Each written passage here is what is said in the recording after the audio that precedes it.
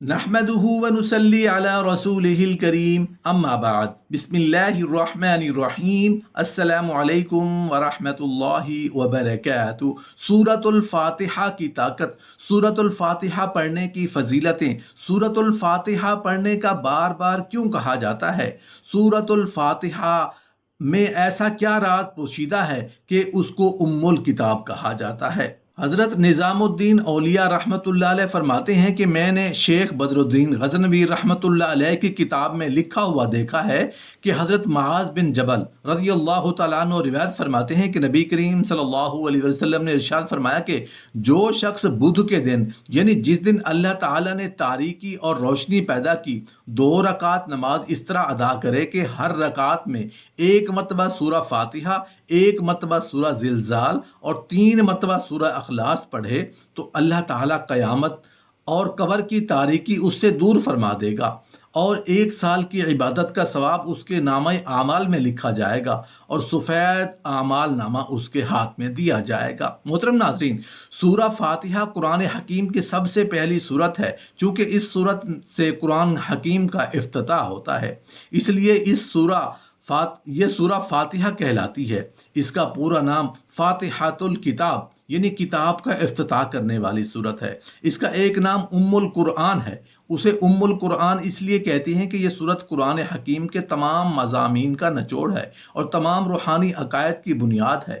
بعض علماء نے فرمایا کہ سورہ فاتحہ متن ہے اور پورا قرآن اس کی متن کی شرح ہے۔ اس سورت کو سورہ الشفا بھی کہا جاتا ہے اور اس کی وجہ یہ ہے کہ یہ سورہ مختلف بیماریوں کے لیے وجہ شفا ثابت ہوئی ہے۔ دور رسول صلی اللہ علیہ وسلم میں ایک مرتبہ کسی شخص کو سانپ نے کاٹ لیا۔ حضرت ابو سعید خدری رضی اللہ تعالیٰ عنہ نے سورہ فاتحہ پڑھ کر اس شخص پر دم کیا تو وہ ٹھیک ہو گیا۔ تفسیر بیضاوی میں ایک حدیث نقل کی گئی ہے جس میں بتایا گیا ہے کہ سورہ فاتحہ تمام جسمانی بیماریوں کے لیے شفا ہے۔ پابندی کے ساتھ اس کی تلاوت کرنے والا عذاب آخرت سے انشاءاللہ محفوظ رہے گا۔ اس سورہ کا ایک نام کنز بھی ہے۔ مشائخ نے لکھا ہے کہ اگر سورہ فاتحہ کو ایمان و یقین کے ساتھ پڑھا جائے تو ہر بیماری سے شفا ہوتی ہے۔ قرض کی ادائیگی کے لیے سورۃ الفاتحہ کا وظیفہ۔ جس شخص پر قرض کا بوجھ ہو جائے اور وہ ادا کرنے کی سکت نہ رکھتا ہو، قرض خواہ پریشان کرتے ہوں، وہ بدھ کے دن روزہ رکھے اور صبح کی نماز کے بعد سورہ فاتحہ 141 مرتبہ پڑھے، اول و آخر درود شریف پڑھ کر دعا مانگے، لگاتار 40 دن تک یہ عمل کرے، انشاءاللہ قرض کی ادائیگی کی صورت پیدا ہوگی۔ میاں بیوی میں محبت کے لیے سورۃ الفاتحہ کا وظیفہ۔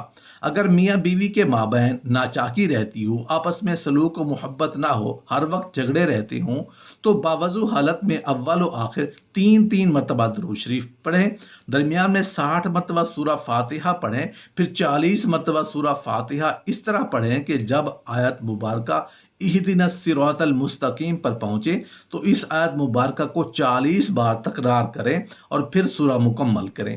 اس طرح پڑھنے کے بعد پانی پر دم کریں اور یہ دم کیا ہوا پانی ہر روز میاں بیوی کو پلائیں۔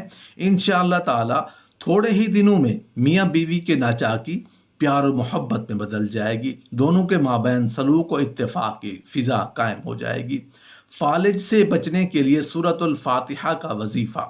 فالج کے مرض میں مبتلا افراد کے لیے سورۃ الفاتحہ اکسیر کی حیثیت رکھتی ہے۔ جو بھی کوئی فالج کے مرض میں مبتلا ہو تو کسی دوسرے شخص کو چاہیے کہ وہ باوضو حالت میں شیشے کے برتن پر سورہ فاتحہ لکھے اور اسے خالص روغن بلسان سے دھوئے، اس کے بعد 70 مرتبہ سورہ فاتحہ پڑھ کر تیل پر دم کرے۔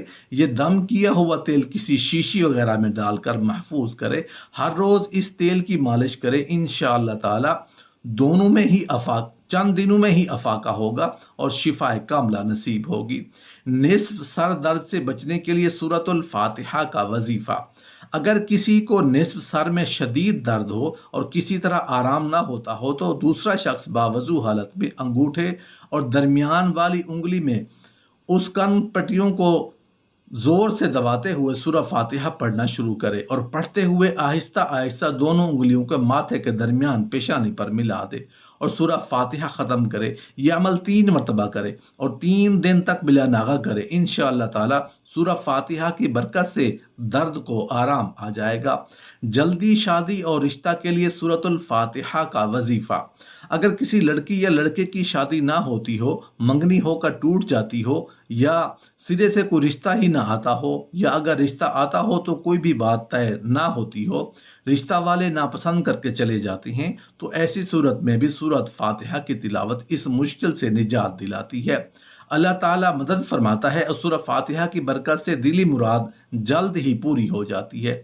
چنانچہ جو کوئی یہ چاہے کہ کسی اچھی اور نیک جگہ پر اس کا نکاح ہو جائے اور اس معاملے میں اسے کامیابی نصیب ہو، اس کا گھر بس جائے، تو اسے چاہیے کہ وہ نماز فجر اور نماز عشاء کی ادائیگی کے بعد کسی سے کلام نہ کرے، 40 یوم تک بلا ناغہ 100 مرتبہ سورہ فاتحہ پڑھے اور پھر اللہ تعالیٰ سے دعا مانگے۔ انشاءاللہ تعالیٰ 40 یوم کے اندر اندر ہی مطلوبہ مقصد میں کامیابی ہوگی اور کوئی اچھا اور نیک رشتہ آ جائے گا۔